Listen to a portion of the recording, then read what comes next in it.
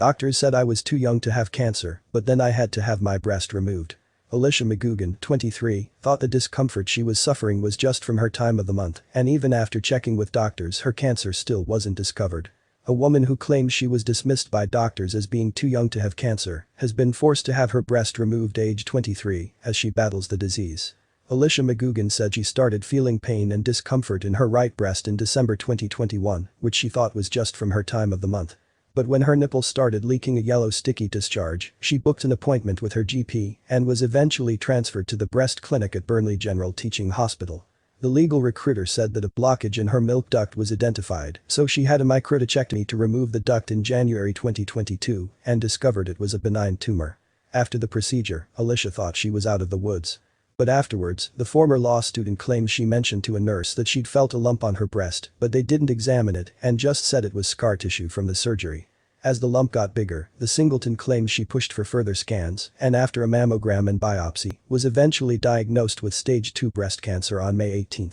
Alicia said that the lump had reached 8 mm and the cancer had spread from her nipple to her surrounding breast tissue and chest wall, so she had a full mastectomy of her right breast. She then had IVF treatment followed by 6 cycles of chemotherapy before she started proton beam therapy this month, and after she's recovered will have surgery to reconstruct her breast.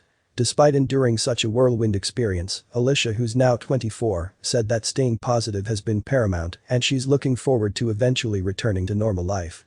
Alicia is now keen to raise awareness of the importance of anyone with breast cancer symptoms, not to allow them to be brushed under the carpet if they're dismissed by doctors simply because of their age. East Lancashire Hospital's NHS Trust apologized that Alicia feels she did not get the support she needed and said that when she gets in touch directly, they will investigate it. Alicia, of Manchester, Greater Manchester, said. The doctor said plenty of times that I was probably too young to have breast cancer. They kind of said don't worry, you're very young, it's highly unlikely for it to be breast cancer. It's only when I came in and said that I wanted another scan mammogram and they agreed that's when the ball started rolling in terms of finding out it was cancer. The main thing I say when speaking to people my age is that I felt that they thought it wouldn't be cancer because of my age, because it's not normal for a 23-year-old to have breast cancer, as it usually occurs in middle age and older women. I think because of my age they maybe just thought that it wouldn't be the worst, so they weren't quick enough to rule it out. During that time, this tumor had about 4 months to grow to get to the point of stage 2, where it had actually spread from my nipple to the surrounding breast tissue and chest wall. I feel like if the cancer was caught earlier on, then the chances of me having a mastectomy would have been reduced. It may have been where I would have had a lumpectomy instead, where they take the tumor out and I get to keep my breast. But because of the time that it had to grow and spread to different parts of my breast, the only option was to remove the full breast. I do feel like if they would have caught it quicker I would have had a better chance of saving it.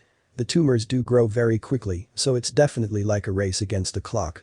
Alicia's symptoms began at the beginning of December 2021 and developed as the month progressed. Alicia said. I had pain in my right breast, it was a similar pain to what any woman would experience when it's their time of the month.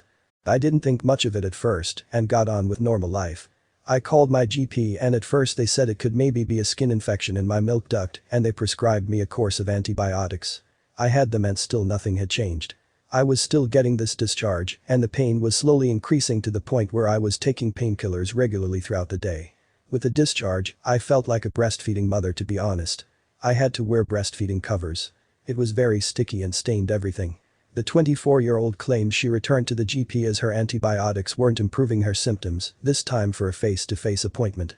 As blood was discovered in her discharge, she was transferred to the breast clinic at Burnley General Teaching Hospital, had a scan which revealed that one of her milk ducts was blocked. She said she then had surgery to remove her milk duct and the results revealed she had atypical cells, which was basically a benign tumor, and she thought she was in the all clear. Alicia said. I remember being in the mammogram appointment and I could tell by the nurse's face that she'd found something and they said that we need to do a biopsy. On the 18th May I was brought into my doctor's and that's when I was told I had stage 2 breast cancer. She had 6 cycles of chemotherapy in August and started proton beam therapy this month. She'll eventually have surgery to reconstruct her breast using skin, muscle and fatty tissue from elsewhere in her body, perhaps her thigh. A spokesperson for East Lancashire Hospital's NHS Trust said. We know every cancer diagnosis is devastating for patients and their families, and everyone at East Lancashire Hospital's NHS Trust is working each and every day to treat cancer as quickly as possible and save lives.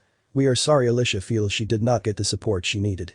We would encourage her to contact us directly so we can talk to her about her concerns and look into her experience. If anyone is worried about any symptoms they think could be cancer, speak to a GP urgently. It's important to remind people also that you can help to reduce your risk of cancer through maintaining a healthy lifestyle, avoiding exposure to known cancer-causing substances, and taking, when offered, medicines or vaccines that can prevent cancer from developing. Thanks for watching. Please click on like and subscribe for more videos.